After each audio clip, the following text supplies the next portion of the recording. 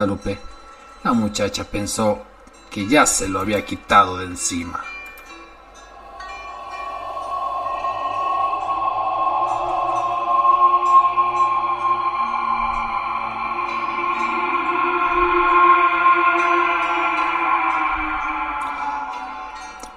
En esos días llamaron al director de la cárcel y al Palacio de Gobierno.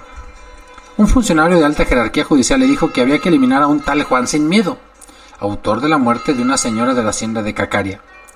El director argumentó que eso era inconcebible, que Juan era buen muchacho, el reo de mejor conducta en la penitenciaría, atento y trabajador, que nunca renegaba ni usaba lenguaje soez. El funcionario replicó: ni modo, órdenes son órdenes, si no las cumple usted sabe.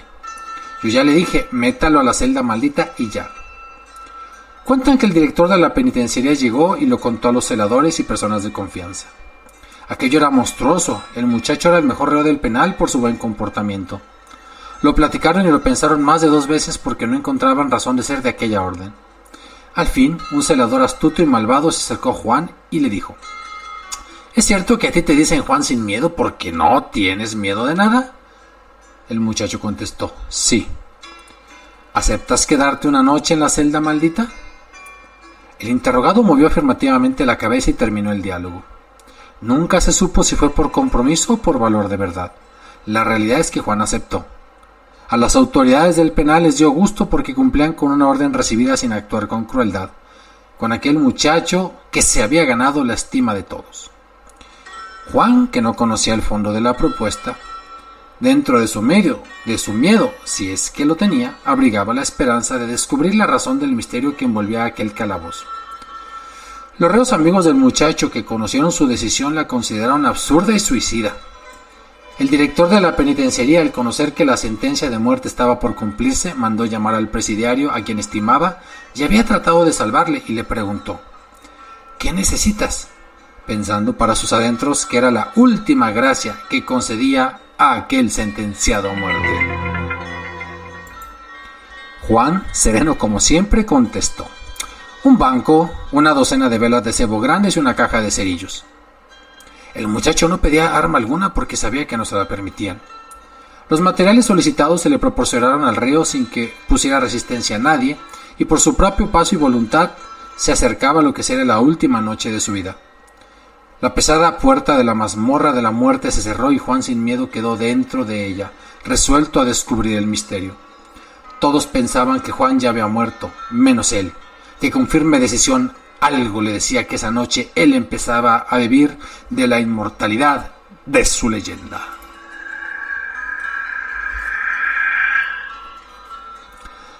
Así se sentó en el banco de madera de 3 patas, encendió su primera vela y empezó su aventura. Se acordó de la noche que pasó en la Bartolina de Cacaria, su tierra, de Virón, de la sentencia de don Procopio, de don Pancho y de doña Petra, de Lupe, a la que ya no había vuelto a ver, de don Timoteo con su machete en mano, de los jaripeos y las corridas de toros bravos, de su estancia en la cárcel de Canatlán, de su llegada hacía 7 años a la cárcel de Durango. En fin, de todo lo que en su vida había pasado y de cuando en cuando le asaltaba el temor de quedarse dormido y no volver a despertar. Las horas se le hacían siglos y con atención contaba las campanadas que daba cada hora el reloj de la catedral. Oyó sonar una a las 12 de la noche. Nerviosamente pasó su vista a su alrededor, esperando la presencia del Supremo Señor de las Tinieblas. Se preguntaba para sí si el diablo llegaría como un personaje bien vestido en forma de animal. Le preocupaba pensar qué lenguaje debería de emplear para entenderse con él. También pensaba si era maldición de Dios que él muriera aquella noche en una celda maldita. Se tranquilizaba un poco al pensar que si se trataba de un vampiro, como decían, pues que él se fajaría con él hasta vencerlo. Que si de veneno se tratara, ya tenía algunas horas dentro del calabozo, tiempo suficiente para sentir malestar. Reflexionaba en el sentido de que no podían ser espíritus los que le quitaban la vida a los que ahí morían, porque ¿por dónde salían? Y entraban si la celda permanecía cerrada.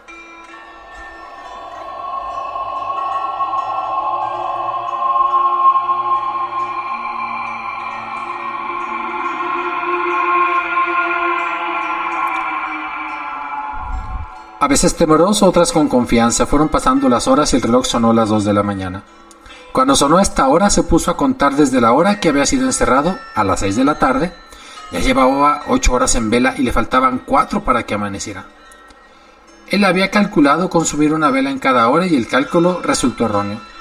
En 8 horas de encierro se habían consumido 11 velas.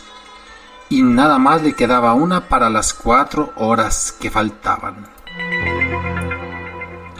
Pensó que cuando se le acabaran ya sin defensa de luz, sería atacado por lo que mataba a los hombres en aquella Bartolina maldita y perdería la batalla. Sintió que el pánico lo invadía, se serenó al acordarse que le decían Juan sin miedo y optó por racionar el combustible. Tomó los cerillos en la mano, listo para encenderlos al menor síntoma de normalidad, y le sopló a la vela. Quedó en la oscuridad más tremenda. Dejó pasar unos minutos que se hicieron siglos, con todo y que él se repetía en silencio: soy Juan sin miedo.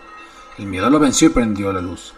Encendió la vela y al registrar cuidadosamente el piso, las paredes y el techo del calabozo para detectar lo anormal, divisó un alacrán como de 30 centímetros de largo con la cola parada. Al sentir la luz de la vela, regresaba lenta y pesadamente a su madriguera. Juan le clavó la vista con horror. El animal se escondió en la viga que estaba junto a la pared. Nervioso, aquel hombre, por lo que había visto, pensó que era el diablo en forma de alacrán y decidió no apagar la luz. El alacrán no salió porque era un animal que no conocía la luz y ésta lo atormentaba. El preso veía que la vela única que le quedaba se consumía rápidamente. Faltaban 3 horas para que amaneciera. Le quedaba la mitad de la vela y al quedar en la oscuridad vendría lo inevitable: la muerte. Aquel hombre sudaba a chorros, quería gritar, golpear la puerta, pedir auxilio, pero nadie lo escucharía ni nadie se lo daría. En aquel momento de agonía indescriptible se serenó y decidió esperar la muerte resignado. La vela se consumía como se consume todo el universo, la vida, la fama, la juventud. Ante la aceptación de lo inevitable, aquel desgraciado reflexionó enseguida y dijo: el alacrán no es el diablo, porque dicen que el diablo no le teme a nadie. Debo apagar la luz para que el alacrán baje. Y si es el que mata a los presos, antes de que me pique lo mato, encendiendo el cabo de vela que me queda. Tomó los cerillos en su mano y, listos para encenderlos de improviso, se sentó en el banco y le sopló a la vela. En aquel mundo de oscuridad sudaba con la mayor abundancia. Permaneció a oscuras largo rato, tal vez media hora. Lo atormentaba el pánico al pensar que a lo mejor encendía la vela ya cuando fuera demasiado tarde, porque el enorme alacrán que ya había visto lo hubiese picado. Decidió encender el cerillo que tenía en la mano y recibió la angustia y la desesperación que no esperaba, pues el cerillo se había mojado con el sudor y al tallarlo en la caja se desmoronó. Sintió que las fuerzas le faltaron y se desplomaba sin sentido en el suelo, cayendo pesadamente sobre el piso de la celda.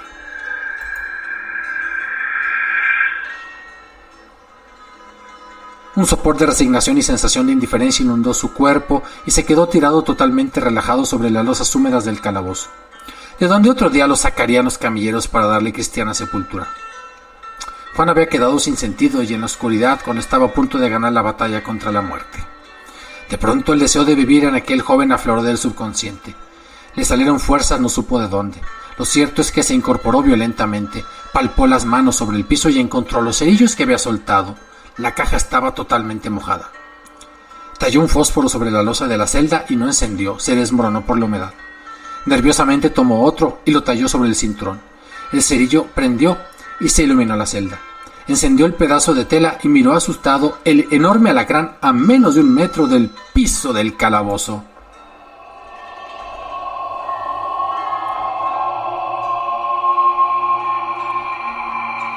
El arácnido, al sentirse descubierto, huyó violentamente como un suspiro y se ocultó en su escondite.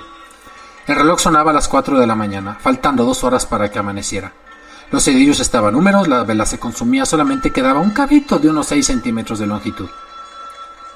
Juan se serenó, ya no había duda. No era ni el diablo, ni el vampiro, ni el veneno, ni la bendición de Dios la que había causado tanta víctima. Era aquel enorme alacrán de color blanco avinagrado que tenía pelos pequeños y rojos en el lomo y en las antenas. El problema se concretaba en matar al animal, o cuando menos, decía Juan, a no dejar que a mí me mate.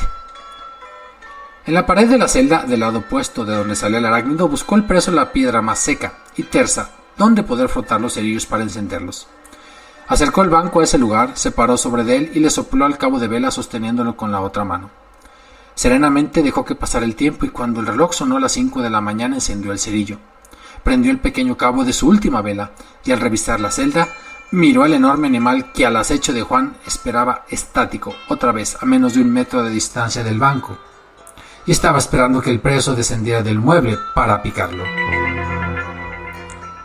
Juan midió el peligro. El banco con el que antes había pensado matarlo ya no podía usarlo porque se encontraba sobre él. Y sin pensarlo mucho, se quitó su sombrero de palma de falda ancha y con cuidado de no errar lo arrojó lentamente sobre el águido.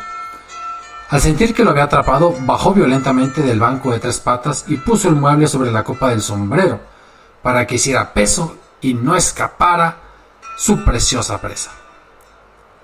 Cuando se cercioró de que estaba seguro y que el animal no escaparía, Juan respiró profundamente, al mismo tiempo que arrojaba al piso el pabilo de la vela que al consumirse totalmente le quemaba los dedos.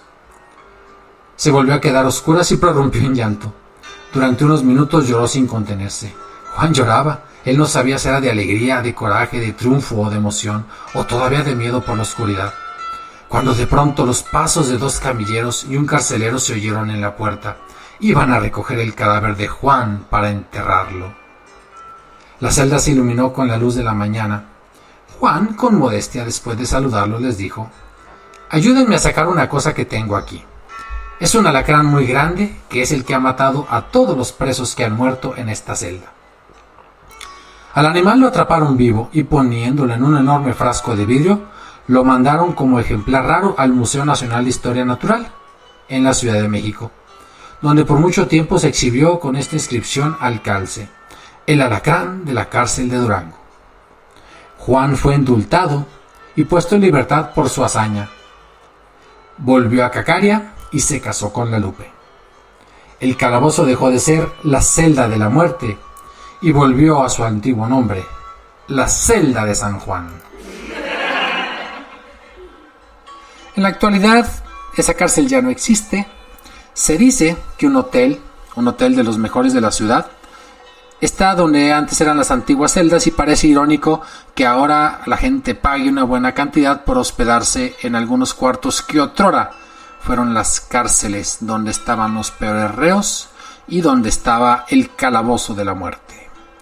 Y qué bueno que Juan se casó con la Lupe y los hacendados y su hijo, en este caso, se hayan quedado chiflando en la loma. Muchas gracias por su atención. Este fue un capítulo más de Crónicas de Espanto.